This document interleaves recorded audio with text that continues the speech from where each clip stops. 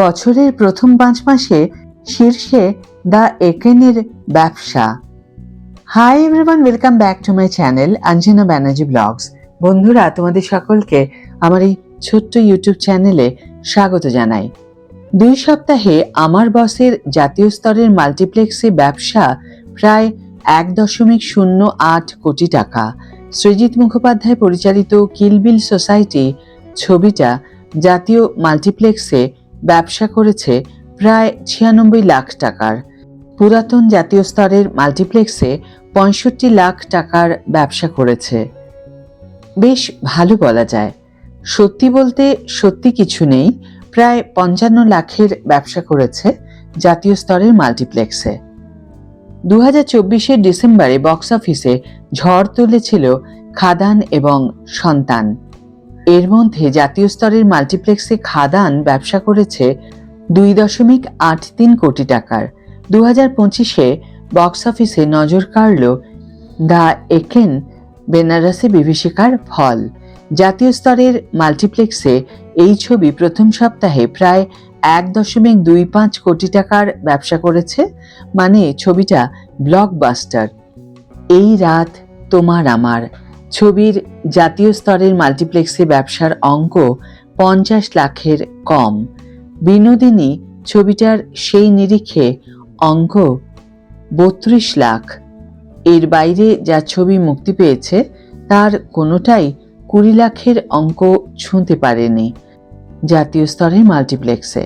কিছুদিন নন্দনের দরজাও বন্ধ ছিল, তাই সিঙ্গেল স্ক্রিনে যতটুকু ব্যবসা হয়েছে তাতে যে প্রযোজকদের চিড়ে একেবারেই ভেজেনি সেটা স্পষ্ট। ফ্লপ ছবির তালিকা দেখে নেওয়া যাক। তুরুপের তাস, অপরিচিত, ফেলু বক্সি, ঝুমুর, অমর সঙ্গী, যদি এমন হতো, বাবু সোনা, পরিচয় গুপ্ত থেকে গ্রিস আমাদের দেশ না, ধ্রুবর আশ্চর্য জীবনের মতো ছবি দর্শক টানতে পারেনি। ভাগ্যলক্ষ্মী, পাটালিগঞ্জের পুতুল খেলা বা মায়ানগরের মতো ছবি চর্চায় থাকলেও টিকিট বিক্রির অঙ্ক যথেষ্ট নয়। 10 জুন মুখোশে মানুষে খেলা, গৃহস্থ, ছাদ বা নানা হে এগুলির মতো ছবিতেই বা দর্শক কই? ফ্লপের তালিকায় যোগ হয়েছে অলক্ষ্মী ঋত্বিক, বলরাম কাণ্ড, সুনেত্রা সুন্দরম, হাঙ্গামা.com। এরপর এপ্রিল মাস জুড়ে মুক্তি পেল Annapurna, check in check out, Durgapur junction, Prashna, Bhamini. এগুলোর বক্স অফিসের অঙ্ক নজর কাড়া নয়। মে মাসে মুক্তি পাওয়া শ্রীমান ভার্সেস শ্রীমতী বক্স অফিসে ভালো ফল করেনি।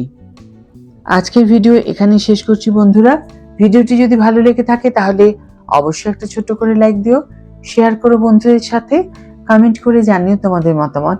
যারা এখনো আমার চ্যানেলটিকে সাবস্ক্রাইব করনি তারা অবশ্যই চ্যানেলটিকে সাবস্ক্রাইব করে আমার পাশে থেকো, আর যারা অলরেডি সাবস্ক্রাইব করে দিয়েছো তাদের জন্য আমার অনেক ভালোবাসা এবং অনেক ধন্যবাদ।